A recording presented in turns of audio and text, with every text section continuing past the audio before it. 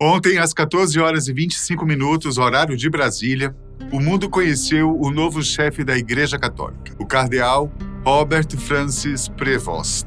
Agora, Papa Leão XIV é quem representará o Santíssimo perante os católicos de todo o mundo. E não só isso, será a voz política e diplomática da Igreja Católica e do Vaticano frente às demais nações do globo. Mas quem é Robert Francis Prevost? Qual é a sua história como clérigo e quais os ideais dele como Papa? Quando a fumaça branca subiu pela chaminé da Capela Sistina na Praça de São Pedro, os milhares de fiéis que estavam presentes não conseguiram segurar a emoção. O novo Papa havia sido escolhido e logo seria apresentado ao mundo todo. E assim que o Papa Leão XIV avançou para a sacada da Basílica de São Pedro, grande parte dos presentes não segurou as lágrimas de emoção. Eram pessoas de diferentes culturas, línguas e países, mas com um sentimento em comum. E o mesmo pode-se dizer de todos os católicos que assistiram em suas TVs ou pela internet, mesmo não estando pessoalmente na praça. Leão XIV foi escolhido por pelo menos 89 dos 133 cardeais, 2/3 dos eleitores do conclave, e será o sucessor do Papa Francisco na Cátedra de São Pedro. Uma novidade: ele é o primeiro Papa estadunidense da história do Vaticano. A eleição desse Papa marca um divisor de águas na longa história da Igreja Católica. Aos 69 anos, o novo pontífice é o primeiro Papa nascido nos Estados Unidos e também o primeiro vindo de um país com maioria protestante. Embora sua origem norte-americana tenha chamado a atenção, a sua trajetória eclesiástica foi moldada bem longe dali, nas comunidades católicas do Peru, onde atuou por décadas. De perfil discreto e voz serena, Prevost sempre evitou os holofotes. No entanto, dentro do Vaticano, ele se consolidou como uma figura influente, um reformista alinhado ao estilo de abertura e diálogo promovido por Francisco. Antes de ser eleito Papa, ocupava 2 dos cargos mais relevantes da Santa Sé. Prefeito do Dicastério para os bispos, responsável pela nomeação episcopal ao redor do mundo, e presidente da Comissão Pontifícia para a América Latina. A vocação religiosa surgiu cedo. Aos 22 anos, ele ingressou na vida consagrada.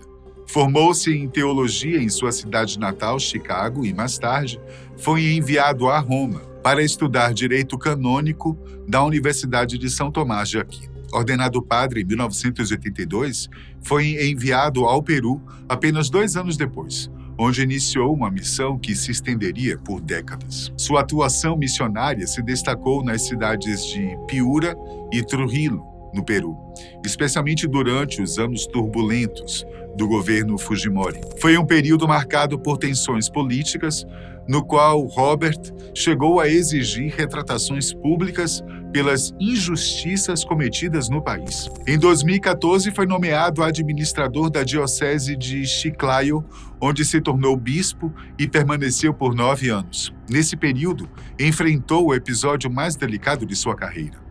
Em 2023, ele foi acusado de acobertar casos de abuso sexual envolvendo 2 padres peruanos. As denúncias teriam sido feitas por 3 mulheres que frequentavam a mesma igreja que um dos padres administrava. Segundo os relatos, Prevost teria sido notificado informalmente em 2020 e 2 anos depois, recebido os relatos oficialmente, encaminhando-os ao Vaticano. Um dos padres foi afastado.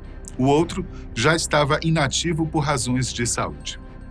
A diocese negou qualquer tentativa de encobrimento e afirmou que os protocolos da igreja foram seguidos. E o caso ainda aguarda a conclusão da investigação pelo Vaticano. Muito antes disso, enquanto ainda estava nos Estados Unidos, Prevost esteve no centro de um outro, eu não vou dizer escândalo, porque não chegou a ser divulgado massivamente pela mídia, mas um incômodo moral ocorrido no meio do clero de Chicago. O fato é que, em 1991, um padre chamado James Ray foi acusado de abuso de menores e, apesar de não ter sido afastado definitivamente pela igreja, teve seu ministério restrito. Ray era conhecido de Prevost e este, depois de assumir a província agostiniana de Chicago, no ano de 1999, permitiu, no ano seguinte, que Ray residisse no mosteiro St. Johnstone, pertencente à ordem agostiniana e situado naquela cidade. Outro fator que pesou para a crítica contra Prevost foi o fato de que o mosteiro fica localizado próximo a uma escola primária católica. E com a fama que Ray havia adquirido, isso poderia não ficar muito bem aos olhos das pessoas. E para piorar, a escola não havia sido notificada da presença de Ray no mosteiro. Ele acabou sendo transferido para uma nova residência em 2002, quando as autoridades da igreja adotaram regras mais rígidas para padres acusados de abuso de menores. Além de seu trabalho pastoral, Prevost acumulou funções na Conferência Episcopal do Peru, foi membro da Congregação do Clero e, mais tarde, da Congregação para os Bispos. Em 2023, foi elevado ao cardinalato, cargo que exerceu por menos de 2 anos antes de ser eleito Papa, um feito raro nos tempos atuais. Durante a internação do Papa Francisco, Prevost ganhou visibilidade ao liderar orações públicas pela recuperação do pontífice na Praça de São Pedro. Um gesto simbólico que, hoje, pode até parecer um prenúncio de sua ascensão. O conclave que o elegeu começou na quarta-feira, dia 7 de maio, com a presença de 133 cardeais eleitores, incluindo 7 brasileiros. As primeiras 3 votações, entre quarta à tarde e quinta pela manhã, resultaram em fumaça preta, sinal de impasse.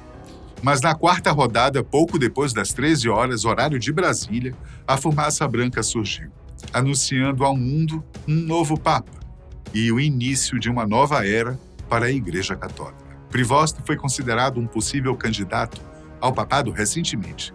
Em 2023, o Papa Francisco nomeou prefeito do dicastério para os bispos, uma posição-chave dentro da Cúria Romana. O escritório é responsável por avaliar e recomendar candidatos para o episcopado em todo o mundo. Esse papel aumentou a visibilidade e a influência de Prevost no seio da Igreja Católica, elevando potencialmente o seu perfil antes de qualquer futuro conclave papal. Prevost tem sido alvo de críticas por parte de defensores dos sobreviventes de abusos do clero relativamente à forma como lidou com as alegações de abusos sexuais durante a sua liderança na Ordem dos Agostinianos e no Peru. O grupo de defesa SNAP, sigla em inglês para Rede de Sobreviventes de Abusos de Padres, alegou que Prevost não teve atitude contra as alegações de abuso que envolviam Richard McGrath, o antigo presidente da Providence Catholic High School, permitindo-lhe permanecer no seu cargo, apesar das acusações de longa data. Segundo fontes ligadas ao Vaticano, esses casos deverão ser arquivados, pois na posição atual e na falta de provas mais concretas, Prevost estará longe de qualquer culpa. Quais os ideais do novo Papa? O que está nos planos de Leão XIV? Vale lembrar que ele pegou o mundo em pleno pé de guerra, com países importantes envolvidos em conflitos que, segundo muitos acreditam, sejam um prenúncio para uma terceira guerra mundial. O quão preparado ele está para lidar com essa questão? Outra, segundo a ONU, a Organização das Nações Unidas, em 2023, foi feito um mapa da fome no mundo, que apontou que cerca de 723 milhões de pessoas no planeta enfrentavam a fome. E esse número, 2 anos depois, pode estar muito maior, uma vez que as guerras têm feito milhões de desabrigados. E a outra questão em voga, que não deixa de ser uma preocupação do Vaticano, que é a inclusão social, tanto no contexto econômico e racial, como na identificação de gêneros, que tem sido pauta de discussões em vários âmbitos sociais. A premissa de que Prevost deixa parecer que seguirá a mesma linha de Francisco, ou seja, uma linha mais progressista, menos conservadora, e alinhado com a abertura e descentralização. Mas quanto a isso, ainda não podemos afirmar nada, a não ser nos basear nos primeiros discursos do novo Papa. Espera-se, portanto, que ele continue com as reformas administrativas da Cúria Romana, enfrentar as acusações de abusos sexuais com mais transparência, fortalecimento do papel das conferências episcopais locais e a valorização da escuta e do diálogo, inclusive com outras religiões.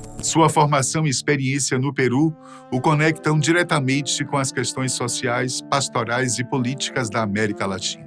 Assim, poderá haver um fortalecimento do foco em temas como justiça social, combate à pobreza, defesa dos povos indígenas e do meio ambiente, apoio às comunidades católicas em países com desafios estruturais, por exemplo, comunidades isoladas e localizadas em áreas de difícil acesso, como há muitas na região amazônica e também em alguns países africanos. Prevost é especialista em direito canônico, o que pode indicar um fortalecimento de normas internas da Igreja e reformas mais bem estruturadas e juridicamente sustentáveis. Contudo, sua trajetória pastoral sugere que isso será feito com a sensibilidade pertinente e não como um advogado do diabo, como se poderia sugerir.